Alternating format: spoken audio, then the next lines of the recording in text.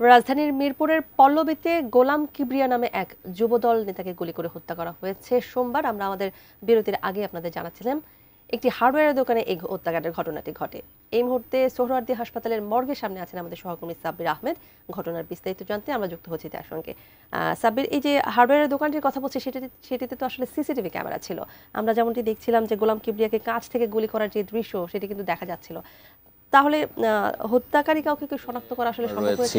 সোহরাওয়ার্দী হাসপাতালের যে মর্গ রয়েছে সেই মর্গের সামনে, এবং আপনারা জানেন যে গতকাল রাতে পল্লবী এলাকায় পল্লবী থানা যুবদলের যে সদস্য সচিব কিবরিয়া, তাকে সন্ত্রাসীরা গুলি করে হত্যা করেছে। এবং সেই সিসিটিভি যে ফুটেজটি, সেই ফুটেজে যেটি দেখা গেছে যে তিনজন সশস্ত্র সন্ত্রাসী দোকানের ভেতরে ঢুকে তারপর তাকে আসলে গুলি করে হত্যা করেছে। এবং এই ঘটনায় এখনো পর্যন্ত একজন সন্দেহভাজনকে আটক করেছে পুলিশ, এবং তার মাধ্যমেই তাকেই আসলে জিজ্ঞাসাবাদ চলছে।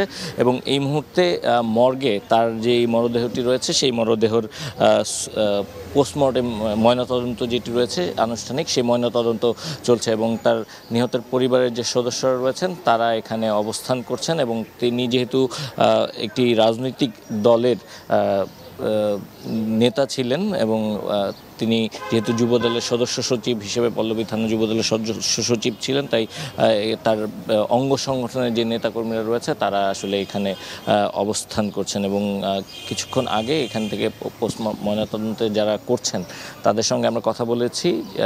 তারা যেটি বলছেন যে দ্রুতই ময়নাতদন্ত সম্পন্ন হবে, এবং তার শরীরের ভেতরে যে গুলিগুলো রয়েছে, ঠিক কতটি গুলি তার শরীরে লেগেছে সেগুলো এই ময়নাতদন্তের মাধ্যমে বেরিয়ে আসবে। পাশাপাশি এই ঘটনায় যে এই গুলির কারণে যে তার মৃত্যু হয়েছে সেটি জানিয়েছেন চিকিৎসকরা।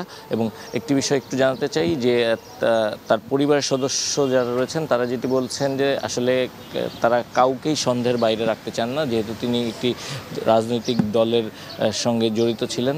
দলীয় কেউ এই ঘটনা ঘটাতে পারে বা দলের বাইরেরও কেউ এই ঘটনা ঘটাতে পারে। আবার সন্ত্রাসী যারা এই হত্যাকাণ্ডের সঙ্গে সরাসরি জড়িত ছিল, যাদেরকে সিসিটিভি ফুটেজে দেখা গেছে যে তিনজন শুটার এসে গুলি করে তারপর তার মৃত্যু নিশ্চিত করে সেখান থেকে পালিয়ে যায়, এই ঘটনায় বাইরের কেউ জড়িত থাকতে পারে বলে তার পরিবারের পক্ষ থেকে ধারণা করা হচ্ছে।